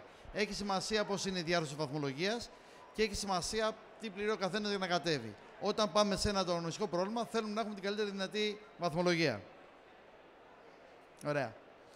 Θα σας πω λοιπόν, ολοκληρώνοντας ένα πρώτο κύκλο προγραμμάτων που αφορούν το κομμάτι της βιομηχανίας, για αυτούς που έχουν κομμάτι έρευνας, αυτοί που συμμετέχουν σε έρευνες, υπάρχει το άρθρο 22α του νόμου 4172, που αφορά δαπάνες έρευνας τις οποίες κάνετε και για τις οποίες δικαιούστε διπλάσια έξοδα. Δηλαδή, αν κάνετε μια δαπάνη των 100.000 ευρώ σε έρευνα, με προσωπικό το οποίο ασχολείται, με επιστοποιήσεις, με όλο αυτό για να ανέβει ένα προϊόν, και γλιτώνει αυτή τη στιγμή 22.000 από το φόρο σας, αυτό το ποσό διπλασιάζεται και ουσιαστικά γίνονται 200.000 και γλιτώνεται 44. Αυτό έγινε από φέτος πρώτη χρονιά, έγινε στα πλαίσια του brain drain, δηλαδή θέλουν να γυρίσουν πίσω επιστήμονες στην Ελλάδα και δίνει σε επιχείρησεις που κάνουν έρευνα τις διπλάσιες φοροαπαλλαγές. Καταλαβαίνετε αυτό το νούμερο και ανάλογα με το μέγεθος της επιχείρησης, αν είναι 1 εκατομμύριο ευρώ, μιλάς για 200.020 μεγαλύτερες κέρδος, μάλλον φορολογικό, το οποίο το υποβάλλουμε ένα τεχνικό φάκελο πριν την υποβολή της φορολογικής δήλωσης. Αυτό πηγαίνει στη Γενική Γραμματεία Έρευνας και Καινοτομίας, αξιολογείται, εσείς πληρώνετε λιγότερο φόρο αυτή τη στιγμή και όταν αξιολογηθεί πλέον ο φάκελος, εάν είναι θετικό, το έχετε γλιτώσει αυτό το φόρο, εάν είναι αρνητικό, πληρώνετε το φόρο τότε. Εντάξει, αυτό θα ισχύσει και για το 25 οι αυξημένες φοροαπαλλαγές. Για τις εταιρείες που έχουν σημαντικά κέρδη και πληρώνουν πολύ φόρο και κάνουν έρευνα, είναι πάρα πολύ σημαντικό για να το δείτε. Δεν ξέρω αν έχετε μειωθεί ήδη από τους δικούς σας λογιστές, αλλά είναι ένα πάρα πολύ καλό κομμάτι. Ναι. Κοιτάξτε να δείτε. Αυτό θα το τσεκάρει η Γενική Γραμματεία Έρευνας και Καινοτομίας. Και σίγουρα μπορεί να είναι ένα κομμάτι έρευνας που να έχει ξεκινήσει από το 24 και να ολοκληρωθεί το 25. Πρέπει να υπάρχει κάποιο κομμάτι που κάπου να φτάσει αυτή η έρευνα και να είναι μόνο στα χαρτιά ότι πληρώνουμε κόσμο. Γιατί εδώ είναι σημαντικό, δεν είναι μόνο να συνεργαστούμε κάποιο πανεπιστήμιο που βλέπω εδώ, αλλά μπορεί να είναι και προσωπικό που απασχολεί η ίδια επιχείρηση και έχει ζήτημα R&D. Δεν είναι υποχρεωτικό, μπορεί να είναι άτομα που έχουμε εμείς, μπορεί να είναι εξωτερικές συνεργασίες με ανθρώπους που έχουμε, μπορεί να είναι έξοδα τα οποία καταβάλουμε, ταξίδια, έξοδα διάφορα. Όλα αυτά μπορούν να ενταχθούν. Θα πρέπει να γίνει ένας τεχνικός φάκελος, θα πρέπει να προκύπτει το κείμενο της έρευνας, το καταλαβαίνετε, και στο τέλος θα πρέπει να καθίσει και ένας φάκελος. Ναι. Θα κάνουμε τις ερωτήσεις στο τέλος. Αν θέλετε, ολοκληρώστε την τοποθέτησή σας και την παρουσίαση και προχωράμε σε ερωτήσεις. Ωραία. Και θα περάσω σε ένα δεύτερο κομμάτι χρηματοδοτήσεων, γιατί μέχρι τώρα μιλήσαμε για επιδοτήσεις, άρα χρήματα που παίρνουμε πίσω σε ένα ποσοστό της επιδότησης. Δηλαδή, κάνουμε 1 εκατομμύριο, θα πάρουμε το 40, 50, 60% πίσω. Εδώ θα μιλήσουμε για ένα άλλο εργαλείο, το οποίο είναι ουσιαστικά χαμηλότερα δάνεια. Μιλάνε δάνεια μέσα στο Ταμείο Ανάκαμψης. Εφόσον η επένδυσή σας είναι σε ένα από τους 5 πυλώνες του Ταμείου Ανάκαμψης, δηλαδή πράσινο μετασχηματισμός, ψηφιακός, εξωστρέφεια, εξαγορές συγχωνεύσεις και R&D, για μια επένδυση, γιατί εδώ για να έχει νόημα πρέπει να μιλάμε για μεγαλύτερες επενδύσεις άνω του 1 εκατομμυρίου, μιλάμε ότι το 50% της επένδυσης αυτής θα πάρετε ένα επιτόκιο αν είστε μικρή επιχείρηση 0,35, δηλαδή άτοκο. Εάν είστε μεσαία ή μεγάλη, θα πάρετε 1%. Άρα υπάρχει ένα χρηματικό σχήμα που πρέπει το 20% να είναι δικά σας χρήματα και το υπόλοιπο 80% είναι δάνειο από την τράπεζα. Εδώ πέρα συνήθως εμείς κάνουμε συνδυασμούς τέτοιων προγραμμάτων με άλλα μεγαλύτερα προγράμματα, όπως είναι ο αναψιακός νόμος που έχει πλαφόν τα 5 εκατομμύρια, είχε μάλλον πλαφόν τα εκατομμύρια. Οπότε, αν έχεις ένα σχέδιο των 10 εκατομμυρίων για να βάλεις στην αγορά γης, για να βάλεις φωτοβολταϊκά, να βάλεις κεφάλαιο κίνησης, να βάλεις προσωπικό, το συνδυάζουμε με ένα ταμείο ανάκαμψης και εκεί πέρα πάμε μια συνολική επιδότηση του 50% συνολικό στα 10 εκατομμύρια. Άρα τα 5 εκατομμύρια έχουν ποσοστό επιδότησης και ποσοστό άτοκου δανείου. Το 20% είναι δικά σας κεφάλαια και το 30% είναι δάνειο της τράπεζας με τους όρους της τράπεζας. Η τράπεζα δεν νόζει ότι χάνει, σας δίνει τζάμπα τα χρήματα. Πολύ απλά έρχεται η Ελληνική Ανευτική Τράπεζα και αν είχατε ένα επιτόκιο 5% για να πάτε στο 0,35, αυτό το 4,65% το δίνει η Ελληνική Ανευτική Τράπεζα στην τράπεζα που συνεργάζεται, ώστε να έχετε 0,35 καθαρό. Το 0,35 καθαρό, όταν το χαρτώσουμε μόνο 0,6, καταλαβαίνετε είναι ένα πάρα πολύ καλό ποσοστό και μπορεί να συνδυάσετε πάρα πολύ καλά τις επενδύσεις που κάνετε. Αυτό λοιπόν, επειδή είναι ταμείο ανάκαμψης και επειδή το ταμείο ανάκαμψης λήγει 36 του 26, θα πρέπει μέχρι τότε να έχει εγκριθεί αυτό το δάνειο από την τράπεζά σας. Επίσης, είναι τα γνωστά σε όλους τα ΕΠΙΧ. Ήδη τρέχουν τα επιδοτούν επιτοκίων αλλά και τα εγκυοδοτικά, τα οποία αυτή τη στιγμή τελειώνουν και αυτά. Μιλάμε για ένα ποσοστό επιδότηση εκεί πάλι, είτε με τη μορφή επιτοκίου, είτε με τη μορφή όποιος δεν θέλει να βάλει κάποια εξασφάλιση. Έχετε και υπάρχει εξασφάλιση δημόσια σε ποσοστό 70% και 80%. Άρα μπορεί κάποιος που δεν έχει ένα ιδιωτικό κτίριο να μπορεί να πάρει ένα χαμηλότερο δάνειο ή δεν θέλει να βάλει εξασφαλίσεις προσωπικές, να πάρει ένα δάνειο για να μπορεί να κάνει τη δουλειά του. Εδώ πέρα βέβαια, για να μην σας κουράσω, υπάρχουν και πάρα πολλά άλλα εργαλεία χρηματοδοτικά για πράσινο μετασχηματισμό, για ψηφιακό κλπ. Αν θέλετε, επειδή δεν έχουμε άλλο χρόνο και νομίζω έχουμε ξεφύγει από τον χρόνο, νομίζω ότι αν όποιος άλλος θέλει θα μπορούμε να το συζητήσουμε. Σας ευχαριστώ πολύ.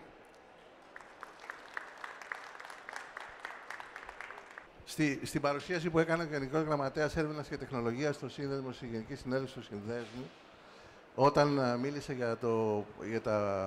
για τις φοροαπαλλαγές στο 200% για έρευνα και τεχνολογία, προσδιορίσε σαφώς ότι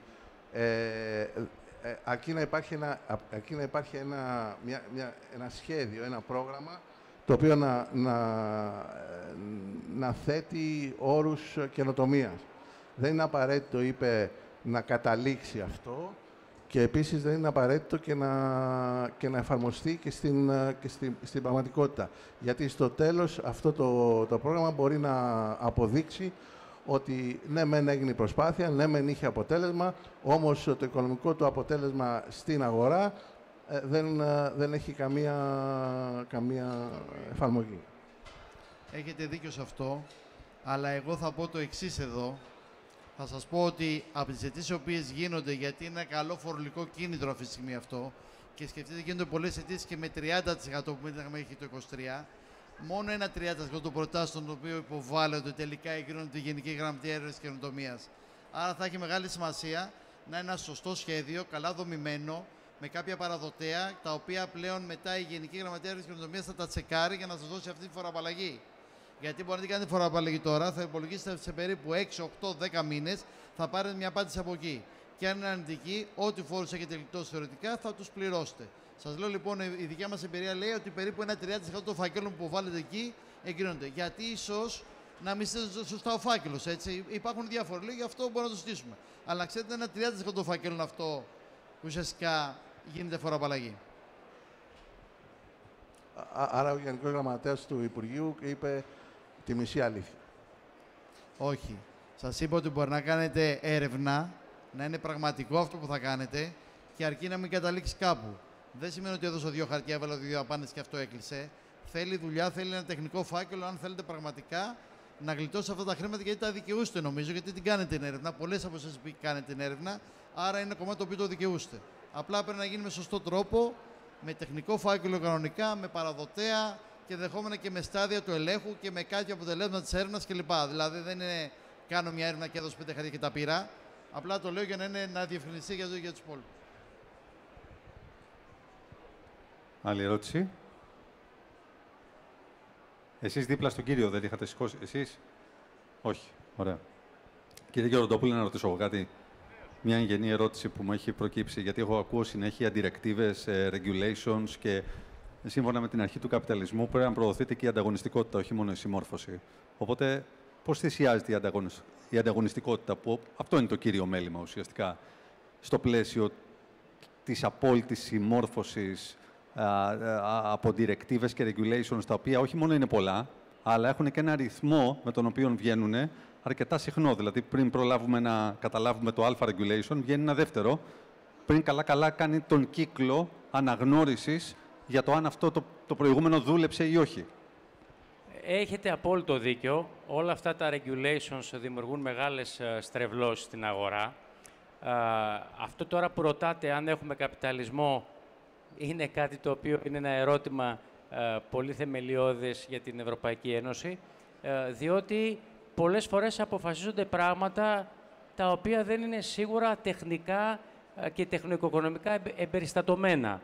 Και ακόμα και να ήταν, κανείς δεν μας έχει απαντήσει ακόμα πώς θα μας προστατεύσει η Ευρωπαϊκή Ένωση από όλες τις εισαγωγές τελικών προϊόντων από τρίτες χώρες που δεν είναι σύνομα με αυτά που δεσπίζει.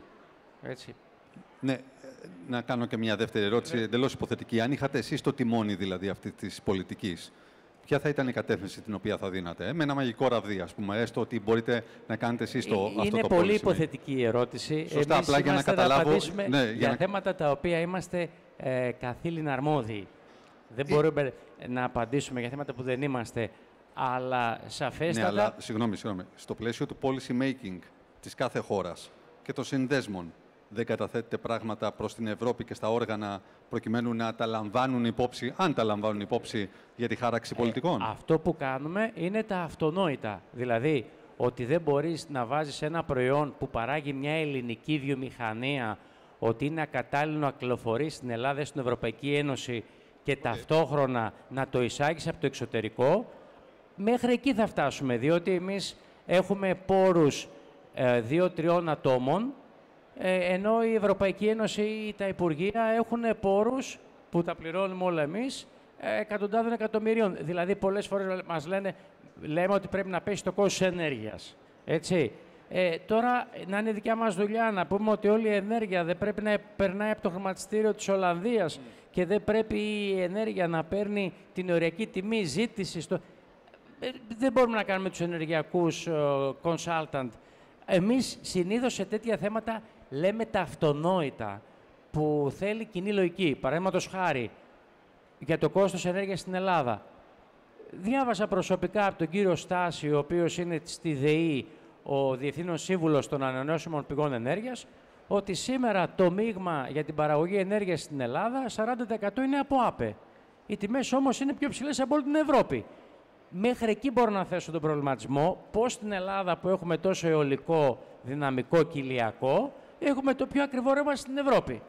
Δεν μπορώ να πάρω τον τίτλο ότι είμαι ειδικός επί των ενεργειακών οικονομικών και να προτείνω ΑΒΓ. Αλλά οι ερωτήσεις που κάνουμε έχουν τόσο απλή και κοινή λογική, που πρέπει μετά ο άλλος να μας απαντήσει με απλό τρόπο. Και συνήθως όταν κάποιος δεν απαντάει με απλό τρόπο, συνήθως σημαίνει ότι η απάντηση κρύβεται. Για εμάς τους συμβούλους αυτό είναι κακό που είμαστε σύμβουλοι επιχειρήσεων. Γιατί πολλές φορές προσπαθούμε, αλλά δεν είμαστε με τον απόλυτα ευθύ τρόπο που μπορεί να θέλετε εσείς. Να ρωτήσω κάτι άλλο. Επειδή μιλάμε για compliance και για εφορία κτλ. Νιώθω ότι πάρα πολλές φορές όλα αυτά ανταποκρίνονται στην πραγματικότητα όσον αφορά μόνο τις μεγάλες επιχειρήσεις. Οι μικρομεσαίες μπορούν πραγματικά να ακολουθήσουν αυτό το ρυθμό της υιοθέτησης και της συμμόρφωσης? Κατά τη γνώμη μου, όχι, δεν μπορούν και ακόμα και οι μεγάλες δυσκολεύονται. Είχαμε πρόσφατα ένα regulation για microparticles και microplastics, ο 2055 νομίζω, 2055, όπου παραδείγματος χάρη εμείς οι χημικοί όταν λέμε micro εννοούμε σωματίδια κάτω του 1 εκατομμυριοστού. Αυτό έλεγε για microparticles και έλεγε συνέχεια και για κόκκους πλαστικού κάποιων χιλιοστών. Έχουμε τη διαίσθηση ότι στην Ευρωπαϊκή Επιτροπή κάποιες τεχνικές επιτροπές κάνουν κάποιες επιμέρους μελέτες, μετά τους περνάνε σε οικονομολόγους ή σε γραφειοκράτες και τα τελικά αποτελέσματα ήμασταν 5-6 άτομα από το ΔΣ και δεν μπορούσαμε να βγάλουμε άκρη γιατί θέμα πραγματεύεται.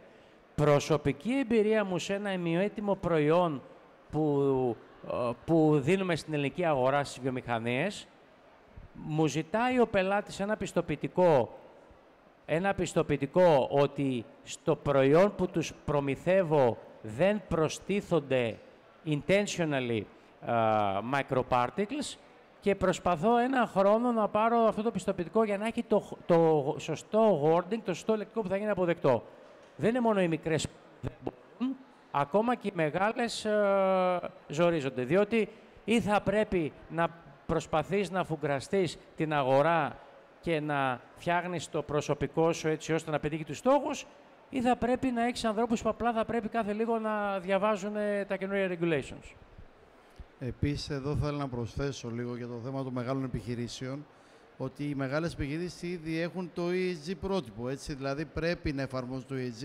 Για τις μεγάλες επιχειρήσεις είναι υποχρεωτικό, όπως και για τις μικρότερες επιχειρήσεις, τις μεσαίες συγκεκριμένα πλέον, μέσω NH2 έχουν την υποχρέωση για κυβερνοασφάλεια, δηλαδή πρέπει να έχουν, ισχύει αυτό τον Απρίλιο, πρέπει να έχουν τις αντίστοιχες υποδομές για να αντιμετωπίσουν κάποια κυβερνοεπίθεση. Διότι αν χακαριστούν, πέρα από ότι μπορεί να χάσουν κάποια χρήματα, θα έρθει το κράτος και θα τους βάλει και πρόσωπο επειδή δεν είχαν την κατάλληλη υποδομή.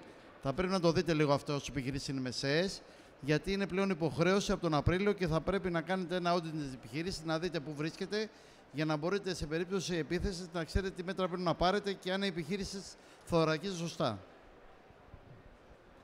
Είμαι καλυμμένος όσο μπορώ.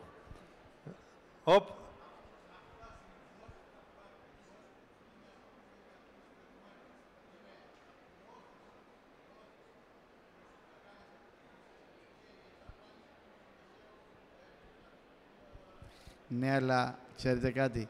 Έχετε κίνητρα που είναι 50 και 60% να το κάνετε. Είναι μια ευκαιρία για τις μικρές επιχειρήσεις. Ποια είναι τα και κίνητρα υπάρχει μια διαβάθμιση. Όταν θα αναγκαστώ να πάω στην ENET και στη Singular Logic να τη θεωρήσω ως πάροχο για να μου προσφέρει ESG, αυτό είναι το κίνητρο. Και έχοντας καθαρά μονοπωλιακό περιβάλλον σε αυτό το τομέα. Αυτό είναι το κίνητρο. Αυτό που μιλάτε τώρα. Δεν είναι μονοπωλιακό. Καθαρά μονοπωλιακό είναι στην Ελλάδα αυτό. Καθαρά μονοπωλιακό. Δείτε το και πείτε μου. Δεν είναι. Υπάρχουν και άλλες εταιρείες που το κάνουν. Τέλος πάντων, αν έχετε αυτά τα λογισμικά, προφανώς θα κινηθείτε εκεί. Το θέμα είναι για εσάς είναι ότι αυτή τη στιγμή υπάρχουν κίνητρα ώστε αυτό που θα πρέπει ούτως ή άλλως να κάνετε, γιατί υποχρεούστε από την νομοθεσία να το κάνετε, να μπορείτε να το κάνετε με μια ελάφρυνση που είναι 50-60% λιγότερο. Αφενός και αν μιλήσουμε για την ασφάλεια, άρα θέλετε κάποιο firewall, κάποιο πρόγραμμα κλπ. Όλα αυτά μπορούν να μπουν σε κάποιο πρόγραμμα και να σας κοστίσουν το μισό. Το οποίο είναι και προς ασφάλεια δική σας. Θα σας πω για μια επιχείρηση στην Κύπρο, παραδείγματος χάρη με κάποιο συνεργάτη που έχουμε εκεί, δέχτηκε επίθεση από hacker, τους κλέψανε χρήματα από τον λογαριασμό κατά τις μεταφορές και ήρθε και του έβαλε και 50.000 πρόστιμο το κράτος εκεί, διότι δεν είχε την απαιτούμενη υποδομή για να το αντιμετωπίσει και δεν είχε πάρει κατάλληλα μέτρα. Δυστυχώς, ευτυχώς αυτό είναι. Και όσον αφορά και τις μεγάλες, θα δείτε ότι τα προγράμματα που σας είπα, μόνο ο Αναψιακός Νόμος και το Ταμείο Ανάκαμψης θεωρητικά είναι για μεγάλες επιχειρήσεις. Όλα τα υπόλοιπα προγράμματα είναι για μικρομεσαίες. Και υπάρχουν προγράμματα που είναι μόνο για μικρές, είναι όπως Αττικής. Άρα, όσο κατεβαίνουμε λοιπόν σε πιο μικρές επιχειρήσεις, έχει ένα μεγαλύτερο φάσμα επενδύσεις που μπορεί να πάρει. Βέβαια, θα μου πεις πώς αντέχει μια μικρή επιχείρηση να κάνει. Σωστό είναι αυτό. Αλλά εγώ, ας πούμε, έχω επιχειρήσει εδώ, είδα τον κύριο Ζησιό προηγουμένως, που είναι από το 1998 πελάτης μου. Ο κύριος Ζησιό, λοιπόν, κάθε 2 χρόνια, κάθε 3 χρόνια μπαίνει στη διαδικασία και εξυγχρονίζει το εξοπλισμό του και πάντα έχει μηχανήματα σε state of the art. Και προσπαθεί, διώχνει κάποια παλιότερα και φέρνει κάποια καινούργια, οπότε μέσα από τα κίνητα τα οποία δίνονται, με 50 και 60% επιδότηση, διώχνοντας ένα παλιό μηχάνημα, παραδείγματος χάρη, που το έχεις πολλά χρόνια, μπορεί να μπει σε δικασία να πας σε νέες τεχνολογίες. Το καταλαβαίνω αυτό που μου λέτε. Δεν μου απαντάτε, έτσι. Καταλαβαίνετε ότι δεν μου απαντάτε. Τίποτα άλλο. Δεν έχετε επιχείρημα, δεν μου απαντάτε και το καταλαβαίνετε πολύ καλά. Μια μεγάλη επιχείρηση, επειδή έχει τα χρήματα, δεν έχει πρόσβαση στα κονδύλια. Το ΕΣΠΑ είναι για Δεν τις μου μικρομεσαίες. απαντάτε. Δεν μου απαντάτε. Τι θέλει να σας απαντήσω. Δεν μου απαντάτε. Δεν νομίζω ότι θα συγκλίνετε. Οπότε... Μα δεν μου απαντάει. Όπως δεν απάντησε και προηγουμένως. Ακριβώς. Δεν μου απαντάει. Ας δεχτούμε ότι έχει αυτή την απάντηση την οποία δίνει και... Όχι. Δέχομαι την απάντηση. Ακούω την απάντηση που δίνει, δεν τη δέχομαι.